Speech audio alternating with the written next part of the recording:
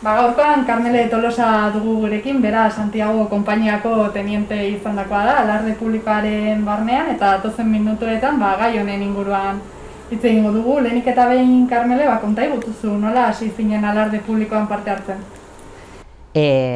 Alarde publikoaren aurretik egon ziren beste aktibitate batzuk, ekitaldi batzuk, eta horietan lehenengo urtean publiko bezala egon nintzen nire lagunak eta apoiatzen.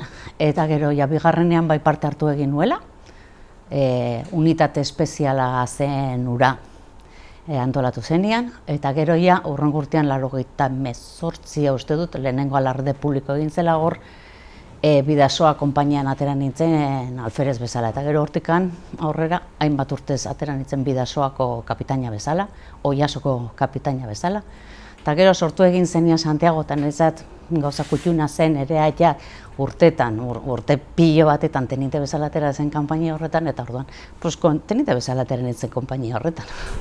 Esan dako moduan, ibilbide zabala duzu alardearen barnean, ez dakit aldaketarik ikusi ote duzun azken urte hauetan alardea hasi zenetik? 25 urtetan, aldaketak ikaragarriak dira, lehenengo urteak ziren beldurrezko, gauzak garbi edukita, politikoki zuzenak, jakinda, ni feminista nintzela, eskatu egin behar nuela, eskatu behar nuena, oso gogorra izan zen, honek oraindikan ezin ditut ikusi lehenengo urtetako bideoak, zen halako beldurra pasatu nuen, negarra ateratzen zaidala lehenengo gauza, oraindikan ez naiz kapazan, 25 urte pasatuta gero. Nik uste dut garai hortan gure kontraritu zirenak ere seguroski da mutu egin direla dagoeneko. Azkenean guk eskatu egiten genuen eta eskatzen duguna da gure herriko jaietan parte hartzea.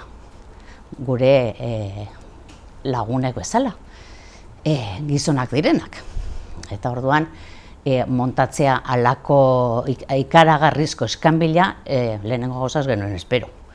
Ez da inundikan ere. Baina, horrela sortatu da, eta orain da hemen gaude, 25 urte pasatuta gero, hemen gaude gauza berbera eskatzen, udaletxeari antolatzea alarde bat, bakarra eta denondako.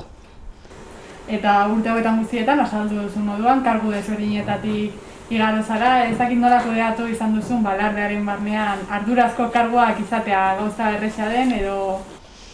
Nik alarde matxe dut, horrela. Eta orduan, matxe duzun horretan, dena ongi hartzen duzu. Egia esan, beste askok baino ezagutza handiagoa nuen, eta orduan parte hartu nuen hasieratik zen ikusten nuen besteak ez zekitela nola antolatzen zen alarde bat. Batien ikusi ginen horretan, antolatu behar genuen alarde bat, oso jende gutxi zegoen zekiena, desfilatu zuena ere oso jende gutxi. Gehienak garai hartan soldaduzkarikan ez genuen egiten, beraz ez genekin nola desfilatzen zen. Eta, ilusioz antolatu ditut gauza guztiak, jarraitzen dut oraindikan, juntan nago, eta hortikan aparte kantinerai eta laguntzen eta parte hartu egiten dut batzorde horretan, eta antolaketan bertan ere bai. Nire esperientzia eta nire ezagutza konpartitu partekatu egiten dut, eta jazta. Horixe da, azken finean, azaldu duzun moduan, jai egunetatik aparte bestelako egitekoak daude, ardurak daude, eta azken finean lana da, ez da? Bai, hori ilusioz egiten baldin oso, ez duzu hain gogorra ikusten, bai dela lana, lana handia da, eta nik daramazkit urte asko eta egia esan nekatu xamarra nago. Jende berria behar da, bino gizarte honetan, beste esparrutan bezala, jende sartu egiten den jendia, lan egiteko sartzen den jendia oso urria da, oso gutxi jende gazteak ez du gogo hondigirik sartzeko gauza antolatzen. Pentsatzen du gehiago bere buruan eta hortzen gelditzen da, ez? Gero parte hartu egiten dute. Eta egin behar badute, egiten dute, bino azkeneko 5 minutotan, eta ni zuta jartzen, nien ez beste, egoera bateko personajea, eta orduan, gustatzen zaiten garaiz eta denboraz egitea gauza, kongi pensatuta, eta bai alardea dudari gabe urte osoko lan eskatzen du, hor badire gauzak, urte osoan, kantineran trajeak eta denak antolatu behar dira, ikusi behar dira, ongi dauden, ez dauden, ez dakizer, hori dena, eta beste gauza guztiak, eta gero antolaketa bera ere azken momentuan baldin bada lanik handiena, martxotikan aurrera, lana da, beti badire gauzak itxi behar direnak, eta horrela, ez lana da. Baina, bueno, ilusioz egiten baldin mazu ez duzu lan bezala hartzen, bueno, pues lankideakin nago, ongi pasatzen dut, pues bueno, horrela. Azkeneko arduren artean, Santiago konpainiako teniente izan zara, azkenean, zuretzat azaldu duzun moduan, lotura berezia duzun konpainia bat da Santiago, ez da? Bai, hori komentatu dudana, ez, atea hor ateratzen zen, eta beti Santiago da auzoa, esango dut, kalea da, baina auzoa, hango jendea berezia da, Irunen berezia da. Eta beti matie izan dut, aitean eraginez, beti ni meakakoa naiz, baserri batekoa. Baina beti matie izan dut Santiago. Eta, bueno, sortu egin zenean aukera antolatzeko konpainia bat Santiagoan, hortzen sartu nintzen buru belarri oso konten, nire aita ere oso konten, oraindik bizi zen, eta oso konten jarri zen, ze ongi egiten duzuela, eta horrela, ez? Eta, bueno, berak esaten zuen, gure alardea da txikia, berak ezagutu zuena bezala, ez? Urtetan ezagutu zuena. Txikia, denak ezagutzen zirenak, eta denak ongi pasatu egiten zutenak, ez? Jai bat egiten zutenak. Eta gero ez dakit hori, alardearen barnean, antolakuntza murgilduta zaudenez, imaginatzen dut aurrek urtea berezi izango zela, ez? Alarderik gabeko urte batean, nola bizi izan zenuen zuk egoera hau? Pena handiz. Baina nik uste dut Irundar gehienak bezala pena handiz. Badakizu ez duzula egin behar alde horretatik, ez duzula lan berezirikan egin behar, ongi eta eskansito bat, ez? Porrak beti ongi etortzen dira. Baina pena handiz, dudari gabe. Baina nik uste dut beste edozein Irundar bezala, berdin. Eta alarderik egon ezarren, zuek antolakuntzan parte hartzen duzuen horiek ez dakit ala ere lanean jarraitu duzuen, edo oraindik arduraren bat gelditzen den naiz eta alarderik ez antolatu? Ardura ez, baina bai egiten ditugu bilera, nondik nora jarraitu, beti egoten da, dei bat hemendikan edo handikan horreri erantzun egin behar zaio, baina, ez dagoenean berez antolaketa, gelditzen da gauza anekdotiko batean, bizpahiru bilera urtean eta listo.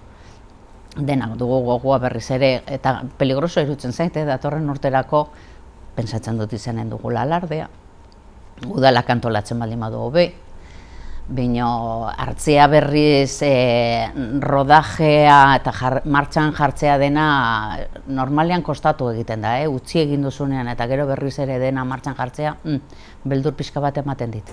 Hori galdetu behar nizun, alarderik gabeko bi urte hauen ostean, imaginatuz, hori datorren urtean alardea posiblea egite izango dela, ez dakit uste duzun, hori alardearen antolaketa asko aldatuko dela, edo etenaldi honek eragin izango te duen?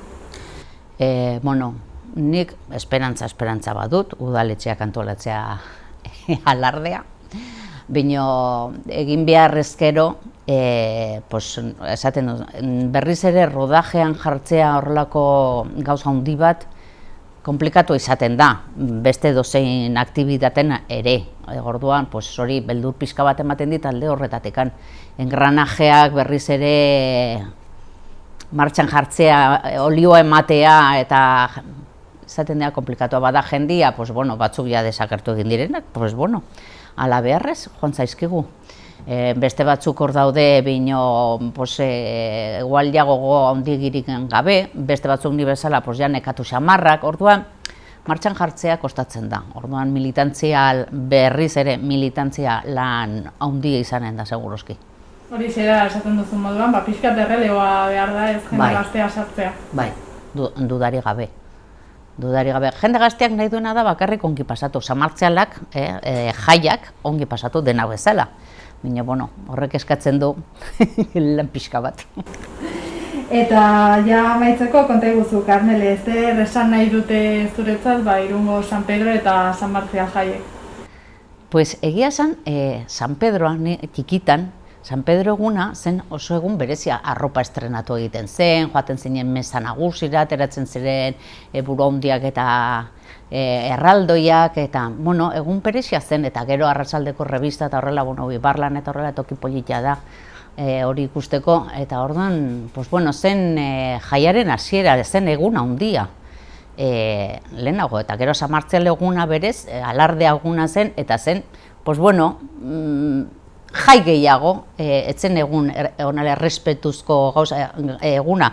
Nik uste dut azken urte hauetan jarri zaiola horrelako zera bat, San Martzial egunari, nik txikitan desbelo guztut ezagutu horrelakorikan. Hori, San Martzialak dira jaiak, ez San Martzial eguna sakratua. Ez dakit, San Martzialak ospatu egin behar dira, ongi pasatu. Primera, hausnarketa honekin gardituko gara, mila esker zuretzengatik, Karmele. Bale.